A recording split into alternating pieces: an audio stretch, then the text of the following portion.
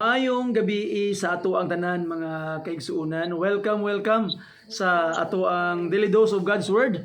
Another night nga kita mag-uban alang sa pagtuon sa pulong sa atong buhi nga Dios. So mga kaigsuunan, by way of singing, ato kining sugdan ang ato ang Bible study tonight. Dol kang Jesus aron mahinlo ka sa binilo niya nga dugo. Imo bang saligan si Jesus karon nga mohinlo sa imong sala? Nahinluan ka ba sa mahal nga dugo ni Jesus? Nausab na ba ang kinabuhi mo sa mahal nga dugo ni Jesus? Puyuga ikaw kanunay kang Kristo, nahinluan ka ba sa dugo? Nausab na ba ang kinabuhi mo nga kanimo maoy nagluwas? Nahinluan ka ba sa mahal nga dugo ni Jesus? Nausab na ba ang kinabuhi mo sa mahal nga dugo ni Jesus? Amen. Thank you for that wonderful singing karon. And by this time, mga kaigsuunan, I would like for us to open our Bible in the book of Genesis chapter 2. Ato ang i-open atong mga Bible, mga kaigsuunan, sa Genesis chapter 2 sa ato ang mga Bibles palihog. And we will be reading verses 4 down to verse 17.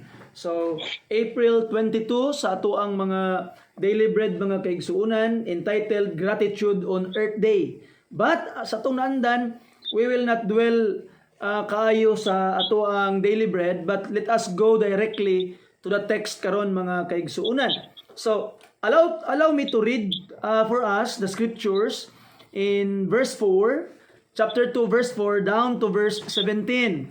The Bible says, "These are the generation of the heavens and of the earth, when they were created in the day that the Lord God made the earth and the heavens.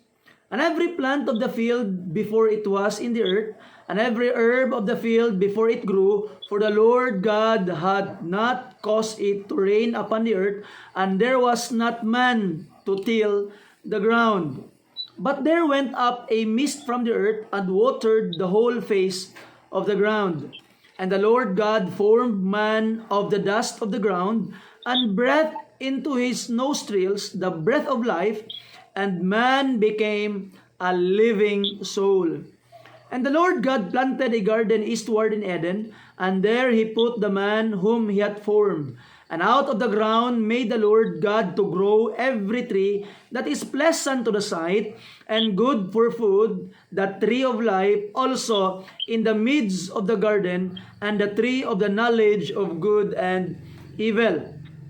Verse 10, "And a river went out of Eden to water the garden, and from thence it was parted, and became into 4 heads. The name of the first is Pison, that is, in which compasseth the whole land of Havilah, where there is gold. And the gold of that land is good. There is bdellium and onyx stone. And the name of the second river is Gihon, the same is in that compasseth the whole land of Ethiopia.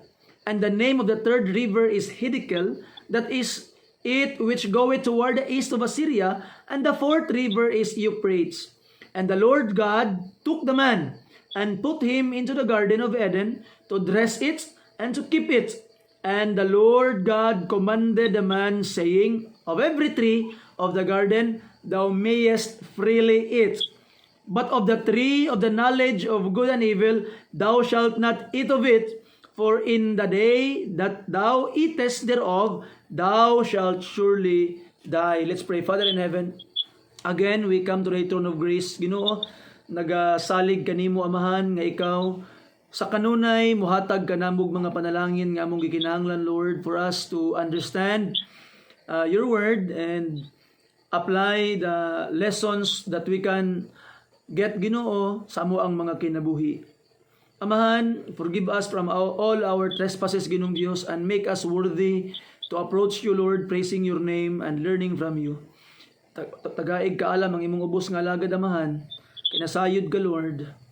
Wala gid mi mabuhat kung wala imuhang panabang. Salamat sa imuhang pag-uban. Salamat Lord sa kadaugan nga imong igahatag. In Jesus precious name amo ang gisalig nga madawat namo kining tanan. Amen and amen. Amen. Again, maayong gabi sa atong tanan mga kaigsunan. Welcome sa ato ang daily dose of God's Word. Another dose of the Word of God. Ato ang pag-aangkunon karon sa atong mga kinabuhi mga kaigsunan. So, sa atong teksto karon mga kaigsunan, ato makita nga there are a lot of things nga atong maangkon, atong masabtan, ug atong makita nining butanga mga kaigsunan. But I would like for us tonight to focus only on our relationship with God. Ato ang relasyon ngadto sa Ginoo mga kaigsuonan for us to have a focus on something sa atong ginatun-an karon. Now, if you would try to look back in Genesis chapter 1, atong makit-an mga kaigsuonan that when the chapter 1 is addressing something nga gibuhat sa Dios, the word that is being used in applied to the name of God is God. Kanang word nga God El. Ato makit-an mga kaigsuonan, mo gid yung mabasa kanunay sa chapter 1. God, and God said, and God made, and God said. You see? And ato makit-an mga kaigsuonan, suddenly there is a change in chapter 2. Okay? Na ay sudden change mga kaigsuonan sa chapter 2. And ato makitaan sa chapter 2, instead nga God lang ang gigamit ni Moses sa pag-ascribe sa Dios sa iyang mga ginabuhat, addressing him na nakaroy Lord God. Lord God. And it begins in chapter 4. Now, atong basahon pag-usab, these are the generation of the heavens and of the earth when they were created in the day that the Lord God. You see, the Lord God. Now, ato makita mga kaigsuonan nga na nakaroy gamay nga kalahian, gamay nga difference. In chapter 1, God lang. In chapter 2, nanay Lord. Unsa may importance niya na nganong importante man nga atong i-point out, i-underline karon nga kagabhion mga kaigsuonan, because ato makit-an the word God is a description of the Creator, which is ato makit-an nga murag layo kaayo sa mga katawhan. It is a description nga layo kay ta, because we are frail human being, but our Creator is God, the highest of everything. He is the greatest of all. So kung imong kuan, we are not worthy to be compared with him, pero for the sake of argument ato makit-an mga kaigsuonan nga wa gyud kayo. Muratag wa gyud. And ato makit-an in Genesis chapter 1, it portrays how God created everything in 6 days. But in chapter 2, nanay focus sa tao.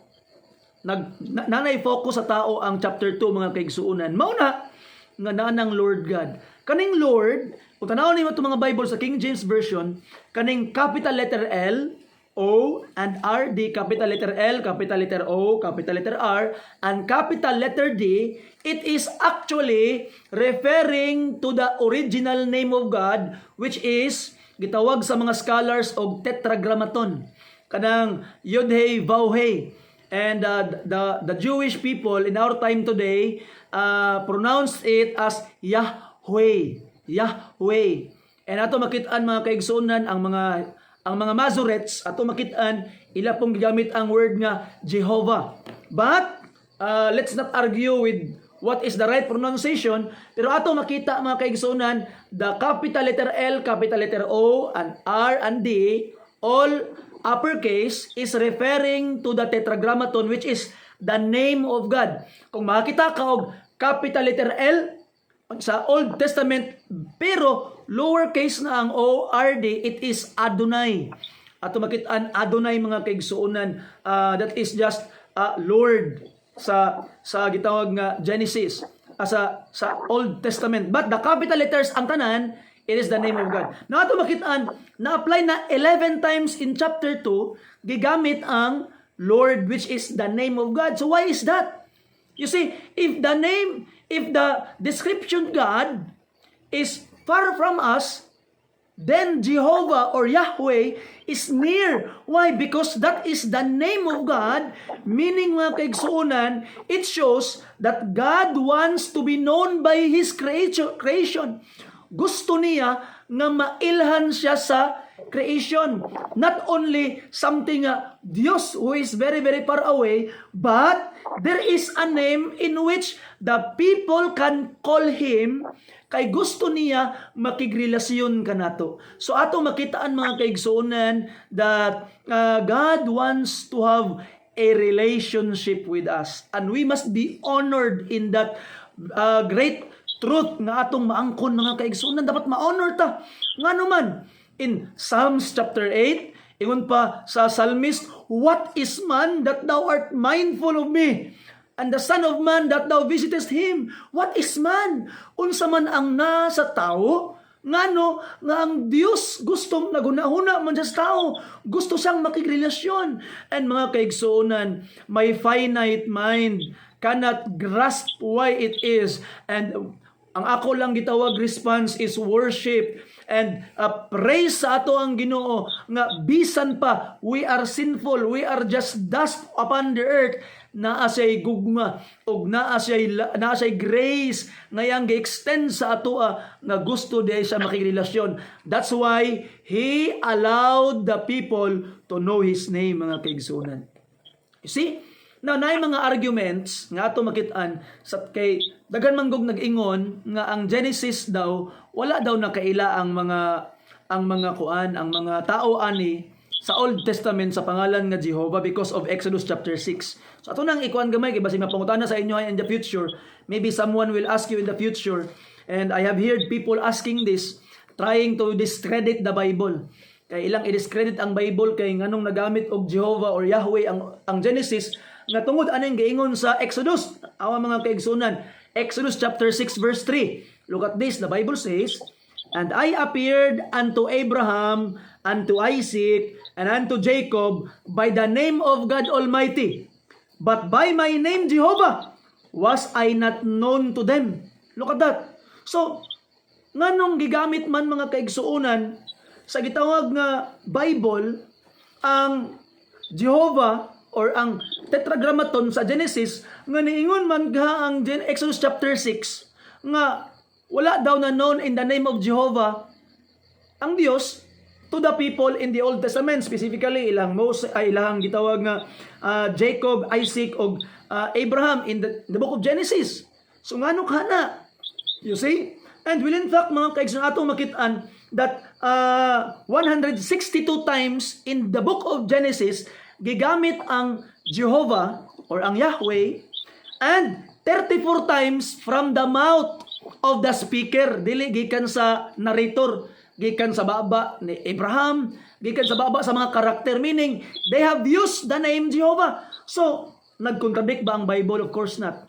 Now, para dili po ko mahimong bias mga kaigsunan, I will give you the two best explanation ngano nga nakaingon si Moses ni ini. Nasulat ni Moses in the time of Exodus mga kaigsunan. The first reason is, let's say for example, inani, pananglitan, nakay nailhan nga tao nga gitawag siya og si Malakas. Kani si Malakas ni siya. Nakabalo ka nga si Malakas siya. E natong makita ang mga kaigsuonan nga kani si Malakas, imo lang nailhan niyang pangalan. Pagkahuman, nag-uban mo. Pagkahuman, nakita ni mo si Malakas nga iyang gipasan ang dako kay nga bato. Dakbugat kay nga bato, gipasan niya. Kaila ka nga Malakas ang pangalan ha. Pero nakita ni mo siya nga gipasan niyang dako kay nga bato nga walay si bisan kinsa makapasan. Unya, niya na din ka, bantog na ay malakas ang imong pangalan, kay kusgan kay ka. Nakuha nimong punto? So ato makitaan mga kaigsuonan nga God is saying nga they know the name Jehovah but they don't know why He is Jehovah. Because the name Jehovah mga kaigsuonan is a name that means self-existence. A name mga kaigsuonan which means that He will save and He will bless His people. You see, He is powerful, He is overall. He is owner of everything. Na ato makitaan nga gipakita sa Ginoo mga kaigsuonan nga gitawag nga unsa gyud ay meaning sa pangalan nganong gitawag siya Jehovah. So ato makitaan just like the example nga si Malakas, kabalo ka nga malakas ang pangalan pero wa ka kabalo nganong malakas ang tawag sa iya. So sa Exodus Moses is saying to the mouth of the Lord nga the Old Testament people, specifically in the book of Genesis, Old Testament ang ibang Exodus, the Genesis people, they know that God's name is Jehovah, but wala pa kaayo nila na experience ngano man nagitawag siya Jehovah. And the experience lang kay nila nagitawag sa Jehovah or Yahweh because of how will God deal with Egypt and how will God save them through a strong mighty hand. I hope na nakita nimo mga kaigsuonan. And the other example mga kaigsuonan nga in which I am doubtful of it, pero doubtful ko ano nga explanation, pero it makes sense. Nay mga studies nga nag-ingon nga instead nga tuldok ning nakabutang last sa verse 3, question mark ni siya. Tanawan po nimo, it makes sense with ang construction sa iyang pangutana sa kuan, no? But by my name Jehovah, was I not known to them?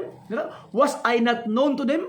Wala ba ko nila mailhi nga Jehovah? Mura siya pangutana ba? Mura siya interrogative ang gitawag nga verse 3. But I am doubtful to this explanation mga kaigsunan. Why? Because it questions the integrity of the Bible. So, we must stick to the first explanation kay motoy pinakamufit mga kaigsuonan sa ato ang gitawag nga sa ato ang belief as a Christians, in which we believe that the Bible is perfect and pure. Now, going back sa Genesis chapter 2, ato makita mga kaigsuonan nga as what had happened in Exodus, God was trying to allow the Jews to understand why His name is Jehovah. In Genesis chapter 2, He is already starting to let the people know who is and trying to establish relationships with them by allowing them to know His name. Di ba nindot kayo mga kaigsuonan nga makabalukas pangalan? Di ba na kay acquaintance? Unsa man gyud ang imuhang gitawag nga gustong unang mahibawan? Di ba? Uy, kumusta? Unsa kay ito imong pangalan? Di ba? Nga naman, kay og nabawaan nimo imong pangalan mga kaigsuonan, naamoy connection. And we know the name of God. And ato makita mga kaigsuonan, in the New Testament, God gave us a whole new meaning sa pangalan. Why? Because the name Jehovah is integrated in the name of Christ, Jesus. And the name Jesus means Jehovah saves. You see, Yahweh saves. Now ato makita mga kaigsuonan according to Acts chapter 4 verse 12, there is no other name under heaven given among men whereby we must be saved, the name Jesus. So ato makitaan in our time today in the New Testament, God brought His name for us a whole new meaning. We can be saved through His name. He is our Savior mga kaigsunan, and we say amen to that. Now karon ato pong makitaan nagipakita po sa Ginoo ang yang sustenance. Nga Ginoo gid ay mo provide sa ato. Gipakita niya nga siya atong provider. In verse 5, uga kayong kalibutan ang gibuhat niya, nagpadala siya mist para mutubo ang mga tanom. So atong makita no atong panahon karon perting inita. Pertig yung inita ato ang gitawag nga panahon karon. You know, kanya grabe gud ang power sa prayer. Last katong Birni Santo bitaw. Birni Santo nag-fellowship mi atong Birni Santo. Unya sa likod sa amo ang simbahan sa among building na ay bakante nga lote didto. Unya gakaproblemahan ko kay katong bakante nga luti nga didto may mag-games kay para na place nga pit ka yung abuga kay grabing ulan ay grabing init abog na kaayo nga murag mo grabe na murag di ka kadula kay mo mas murag zero visibility ang gitawag nga abog kung magdagandagan ang dagang mga tao. Now akong giyan ang Lord unsa man ako ni Ginoo nga abog man kayo. And to my surprise mga kaigsuunan, Thursday nga perti man untang inita kaayo, Thursday kusog kayong ulan. And pag-abot sa gitawag nga Friday, amo ng fellowship ay perti nang bantuka sa yuta. You see, so ato makitaan mga kaigsuunan nga in this time of grabe kayong kainit, ay we will ask the Lord. And if it is His will, kung makahatag kahimayaan sa iya nga iyang paulanon, then be it. Iyag yung paulanon mga kaigsuunan. We just need to ask. You see? Kay ato makitaan nga di man buta magbuot sa Ginoo. We will just wait sa iya kung unsa gid iyang kabuton mga kaigsuunan. I believe whatsoever the plan of God, it will result to His glory. Now going back sa tuang text, God gave the mist. God provided the means para mutubo ang mga tanong mga kaigsuunan. And from the ground, gibuhat niya ang tao. You see? Napoy gamay nga contrast sa book of Genesis. Sa chapter 1 o chapter 2. In chapter 1, ato makitaan that man is created after God's own image. Pero sa chapter 2 mga kaigsuunan, gipasabot pud sa Ginoo, di ba kay grabe, supernatural kayo ang tao in chapter 1. We are created after God's own image. But God reminded us that we must be humble. Yes, we are created after God's own image, but according to verse 7, we are formed out of the dust of the ground. So gibalan sa Ginoo. Naatay supernatural part nga created after the image of God. Wow, praise God for that. Pero dili siya gusto nga mahimot ang hambugiro. Dapat mahimot ang humble in relationship sa iya. Giingon po niya sa chapter 2 that we are created out of the dust of the ground. So ato makita mga kaigsuonan no pagkagrabe gid balance kayo ang pagbuhat sa Ginoo sa ato. We can be proud. I am created after the image of my God. But we must be humble because we are from the dust of the earth. Wow, I like that. Now, karon mga kaigsuonan, ang Ginoo nagplant siya garden in Eden. Nakita nimo mga kaigsuonan that God did not put the man in a place nga siya pa ang mag-cultivate. God put the man in a garden, meaning a cultivated ground. So ang Ginoo mismo ang nagtanom, ang Ginoo mismo mga kaigsuonan ang nag-cultivate sa Eden. And dito niya gibutang ang gitawag nga tao para iya kining i-maintain mga kaigsuonan. Now, nakoy gusto i-point out, i-underline ako sa verse 9, chapter 2, verse 9. Tanawan ninyo mga kaigsuonan. Okay? And out of the ground made the Lord God to grow every tree. Look at this listen carefully. Every tree that is pleasant to the sight and good for food. You see, every tree, tanang kahoy di ay, is pleasant to the sight and good for food. Beside pa atong the tree of life and also in the midst of the garden and the tree of the knowledge of good and evil.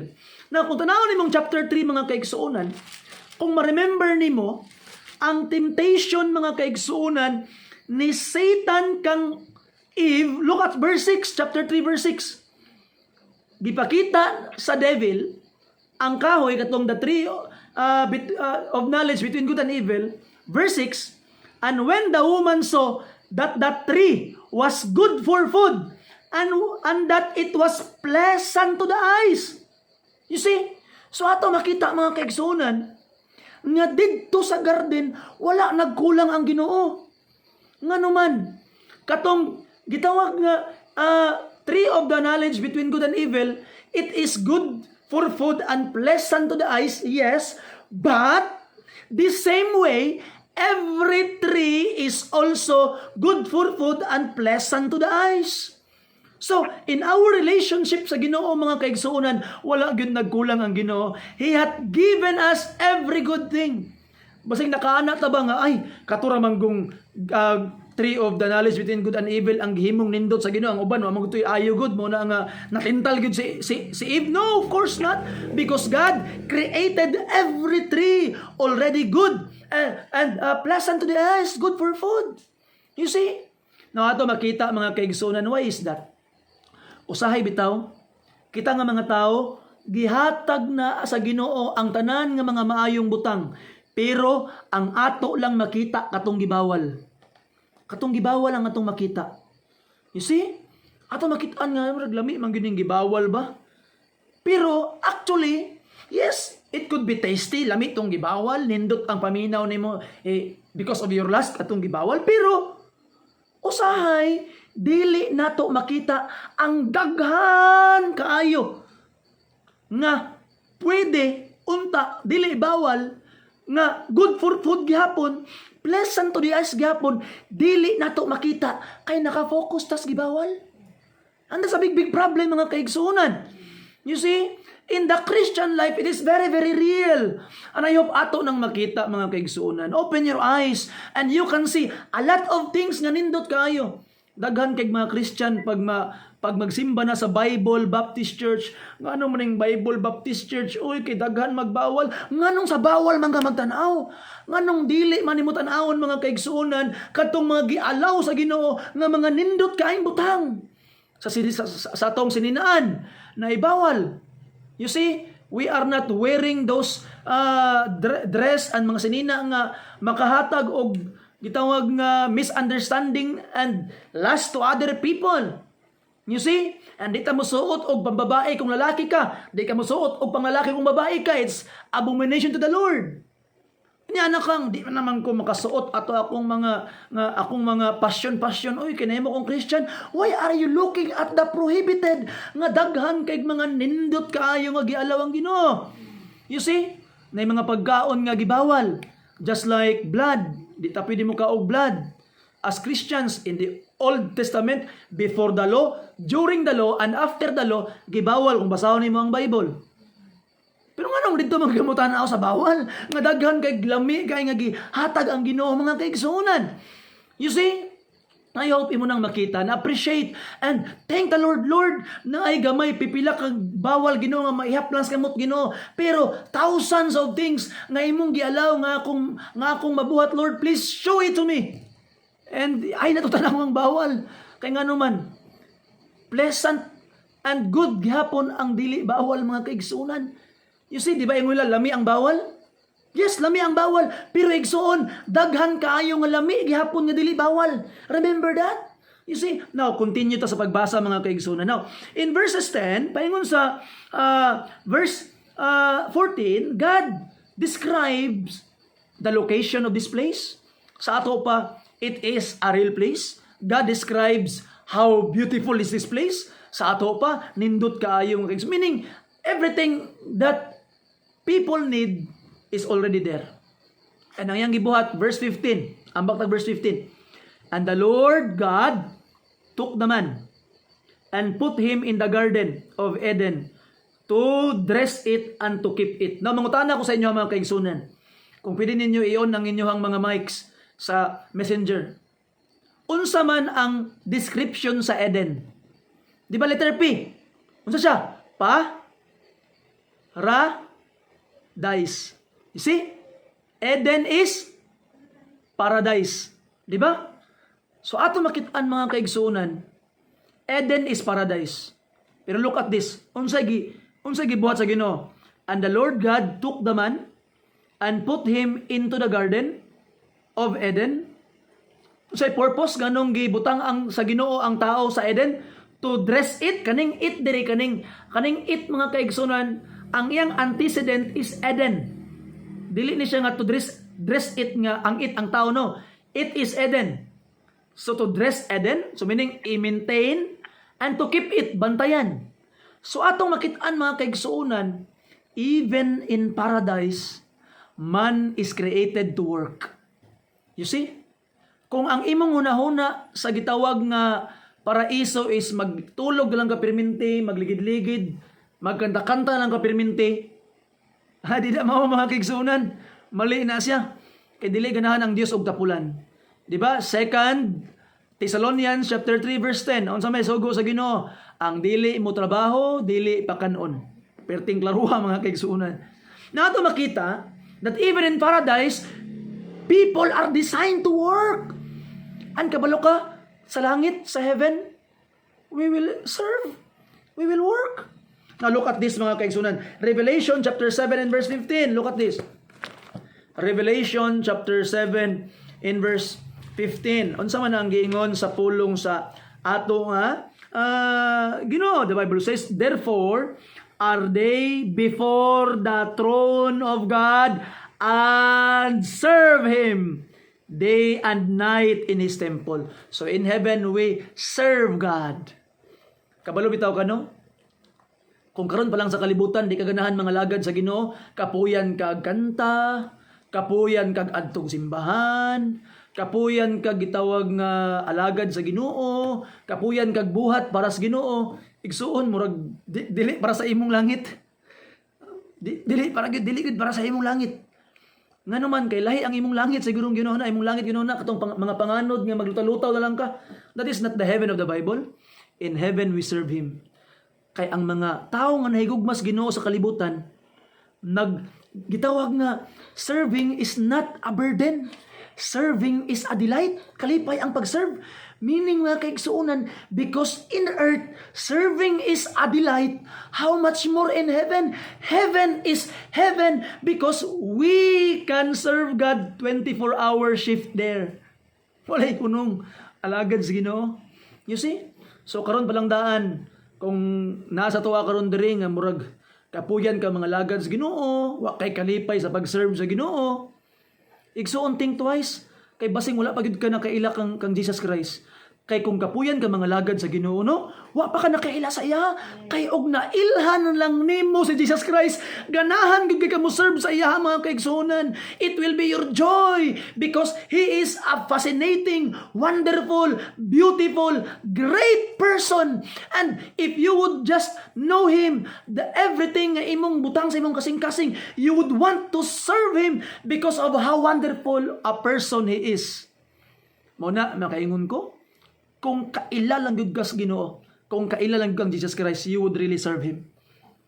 And ang langit, 24-hour shift, dili 8-hour shift, kalibutan 8-hour shift man ta.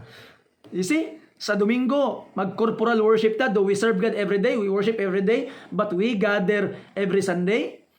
1 hour, 2 hours lang man. Pero sa langit mga kaigsuonan, 24 hours. You see? And day and night ingon sa Bible, ang iyang ipasabot is gitawag nga wala nay katapusan. Kay eternidad man didto, wala na may time didto. You see ato makita mga kaigsuonan. And we praise and thank the Lord for that. Tananay mo ha? Pagsugod palag buhat sa Ginoo sa tao, gipa-serve na niya, gipatrabaho na niya. So I hope by the grace of God, ikaw karon igsuon, you do something for Him. Not to be saved, but because you are saved. Because He had redeemed you. Because you are owned by this wonderful person, mga kaigsunan God. Now, tanawa ang verse 16.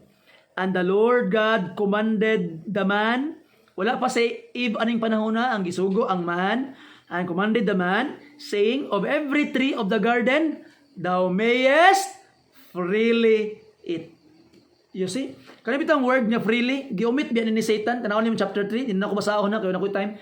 Ang kaning word niya freely, giumit ni Satan. Niingon ba gyud ang Ginoo nga bawal mo makaon sa mga kahoy sa tanaman? Mao yun ni Satan. Giwala niya ang freely. Higala igsoon, when you became a Christian, you are not enclosed, you are not a prisoner. You are unshackled. Meaning, you are free. You have liberty. You see? Freedom not to sin. Kanang itong freedom not to sin. Sa dili baka Kristohanon, unsaon man nimo dili makasala gyud ka. Because it's your nature. But when you became saved, when you are saved, God gave you freedom not to sin. And that's great freedom mga kaigsunan. And I hope you understand that. I hope I have time to expound that more. Maybe next time. Kanang freedom not to sin. Usay meaning na nindot kay na siya mga kaigsunan. You see? So ato makita nga freely eat. Pero mo lagi akong gaingon ganina, ang Ginoo gitagaan tanyag freedom. Gitagaan libre kaayo. Pero ato makita mga kaigsuonan nga pag naibawal ang ato makita ang bawal ra. Ayaw igsuonoy. Tanawa ang mga libre nga gihatag sa Ginoo nga nindot kaayo. Now verse 17. Look at this. But of the tree of the knowledge of good and evil, thou shalt not eat of it, for in the day that thou eatest thereof, thou shalt surely die. So first, ato makit-an nga God wants us to serve Him. Nat gitagaan niya trabaho si Adam at that beginning in the paradise Eden. And gusto pud sa Ginoo mga kaigsuonan natay obedience, loyalty mga kaigsuonan. Obedience and loyalty. And ato makit-an God decides what is good and evil. And ato makit-an dapat natay loyalty. Now nay mga tao nga moingon nga ngano man gyud nagibutang gyud sa Ginoo ang tree of the knowledge between good and evil, dili apple ha. Pati may mag apple na ako'y nabasahan ganina, ay nadunggan ganina, naminaw ko sa kanang sa Facebook ba. When they eat the apple, so eat the apple. It is the tree of knowledge between good and evil. Na ato makita mga kaigsuonan nga namingon nganong gibutang gito sa Ginoo nga kabalo ang Ginoo nga makasala sila. Na mga kaigsuonan, obedience is not true obedience if you cannot do otherwise. Obedience will have its greatest meaning if it is done freely. Kanang kung tanaw nimo unsa man day ang ilang gusto, God will create a universe where people are programmed by God not to disobey Him. Nga maghimo lang siya og unsay gusto sa Ginoo, wala siya free will. Then at that time mga kaigsuonan, the greatest virtue which is love will never be possible anymore. Di ba? Unsa ang greatest virtue according to Paul? 1 Corinthians chapter 13, di ba? Na ay tulo ka buok nga mulahutay, ang paglaom, pagtuo o gugma. Pero ang pinakalabaw ni ining tulo mao ang charity, mao ang gugma. The greatest virtue of love. But in the universe where there is no free will mga kaigsuonan, then love is not possible. And God is love. He is love mga kaigsuonan. So, His existence is not possible in the world where there is no free will. Nga naman, love is meaningless if it is not done freely. Pananglitan karon minyo naman ka, daghan magminyo sa atoa. Karon ma-discover nimo ningon imong asawa sa imo nga ay giminyoan naman ka sa una. Nga naman, kay ingon manggod nila nga patyon daw ko di ko mosugot. Ganahan ka. Na minyo lang niya si mong asawa kay napugos siya kay patyon siya di siya mosugot. You see, di ba lain?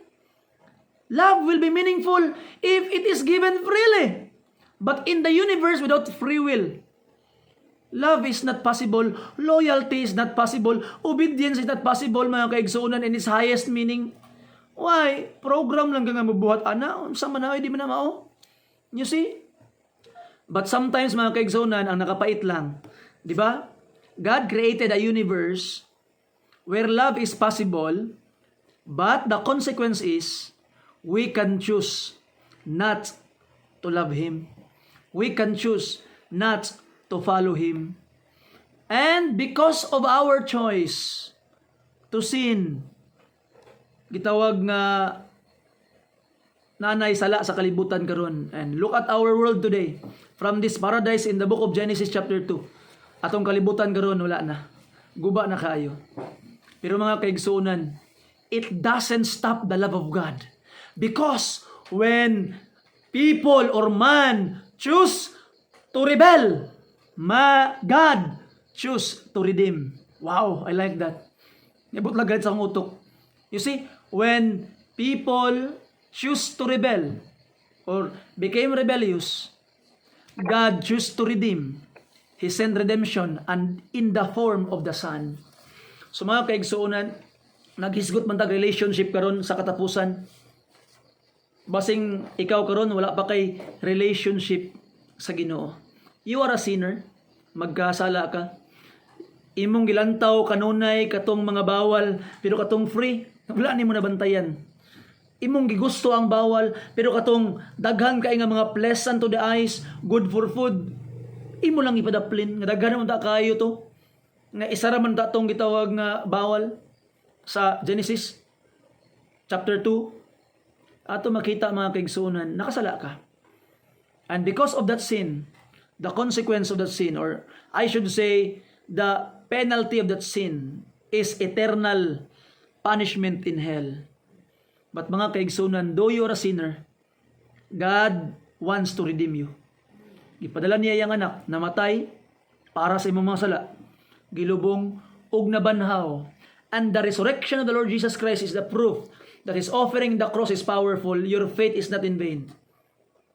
Nabanhaw siya, buhi siya, ug tungod kay buhi siya, tawag siya karon, Lord Jesus, gituuhan na ako ka.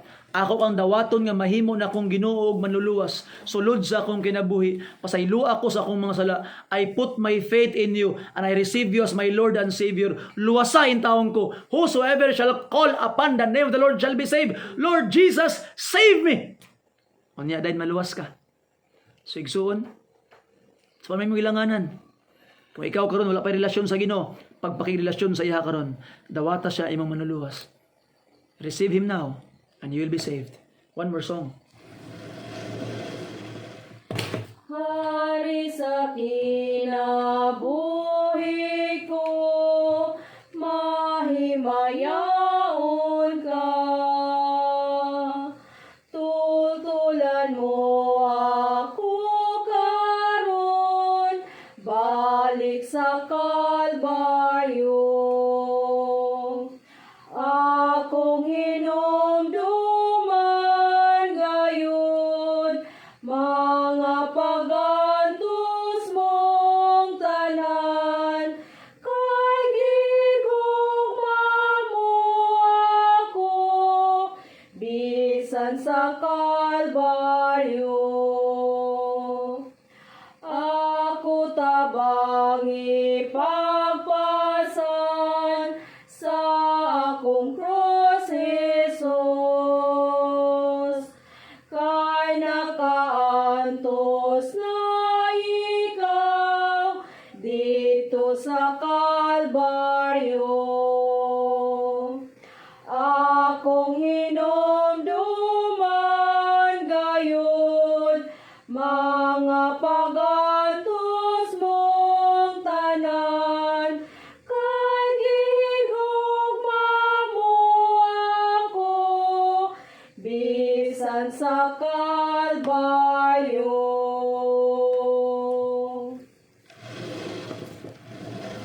Amen. Dalaygo ng Dios, mga kaigsuonan sa mga tamis nga mga pag-awit. And I hope with the grace of God, ato karong nasabtan gid pag-ayo ang mensahe sa pulong sa ato nga Ginoo.